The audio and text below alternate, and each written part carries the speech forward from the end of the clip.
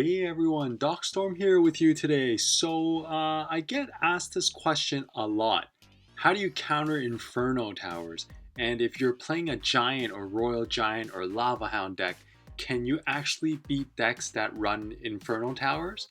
Well, of course. Well, one of the few ways that you can counter Inferno Tower is to swarm your opponent with weaker troops, like minions, minion hordes, barbarians, goblins, skeletons, you name it. Those weak units, you send them in first, distract the Inferno Tower, and then let your giant or royal giant kind of roll in there and beat it down. That's one way. The second way here, I'll show you how it could be done. And in my case, I used a mini P.E.K.K.A. So pretty much what you have to do is try to distract the Inferno Tower as best as you could, or take it down as quick as you can. And another thing that is almost like a secret that a lot of you, I bet, don't know is Zap. Now, Zap actually restarts the counter of the Inferno Tower. So you know how, if you play Clash of Clans, you know how the Inferno Tower works. It needs time to charge up to deal more and more and more and more damage. So in the beginning, it's actually quite weak. It's just that it gets stronger and stronger and stronger as you go on. So what you want to do is you can use Zap to reset the timer on the Inferno Tower. So it's very useful when you're going in for a big push. So let me show you this replay and let's talk a bit about that.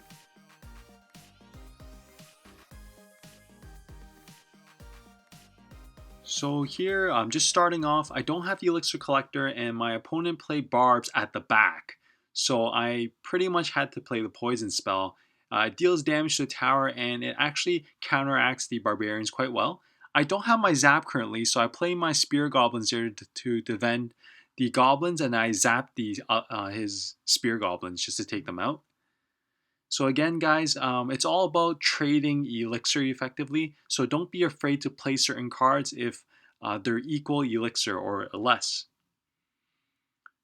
So here, my Musketeer is full health after countering the Minion Horde. So best way is to not waste the troop, use the Giant as a push.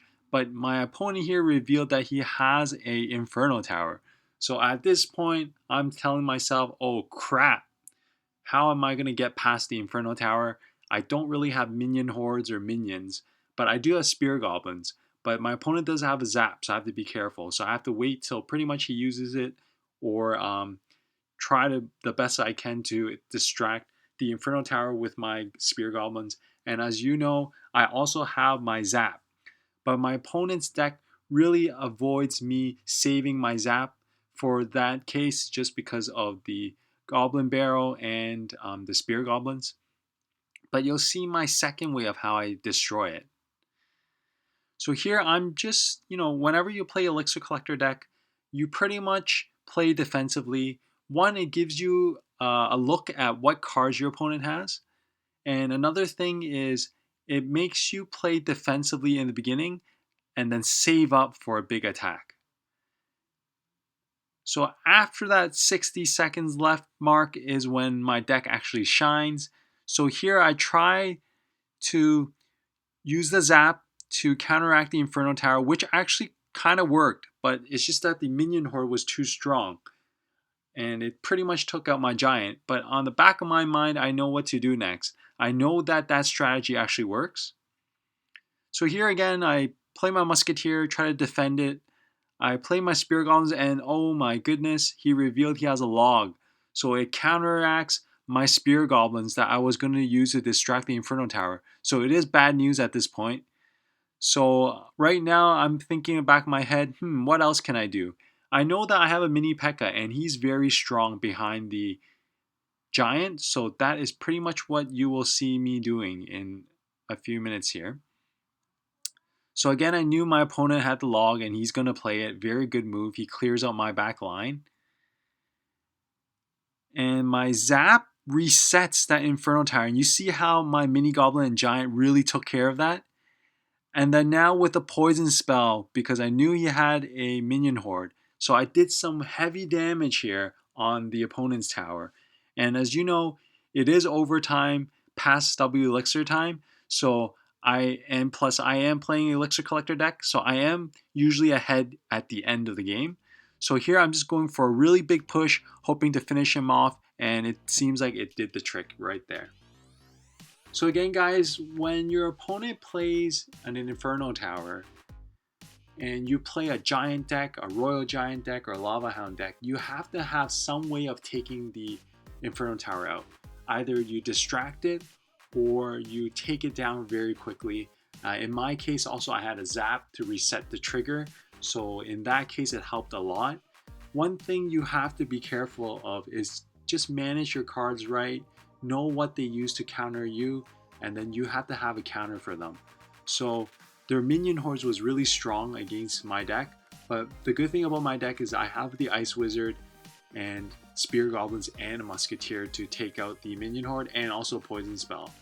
But my opponent also has a very tricky deck because essentially he has Goblin Barrel, Minion Horde, and Spear Goblins, and those are all good units to kind of clear out my Zap spell, clear out my Poison spell. So I'm always in need of those spells when I'm facing a deck like this. So this deck actually counters my deck quite well. Also Barbarians, as you know, is a bit of a weakness in my deck because I don't really have splash damage aside from my Ice Wizard, but he's more of a defensive unit. He doesn't do a lot of damage, so I really do rely on my Poison again for the Barbarian. So again, a very tricky deck, but as you can see, you have to be patient. Pretty much get in the damage that you can initially and then slowly wean your opponent down. Make sure you have an answer to your opponent's counters. That's pretty much how you usually have to play the game.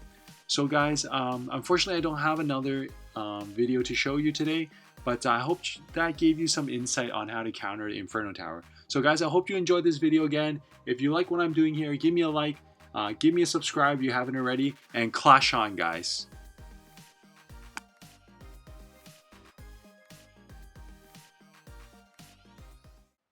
Thanks for staying to the end, guys. So let's save the best for last here. Let's open some chests up that I've saved up, and then let's buy some gold. Now again guys, I'm free to play, so I saved up enough gems to buy my 10,000 bucket of gold, and then boom, bought my Ice Wizard, my first one. And I'm very excited to have him. As you can see with this video, I showed you how I use the Ice Wizard, and it's very effective if you put it in the right deck.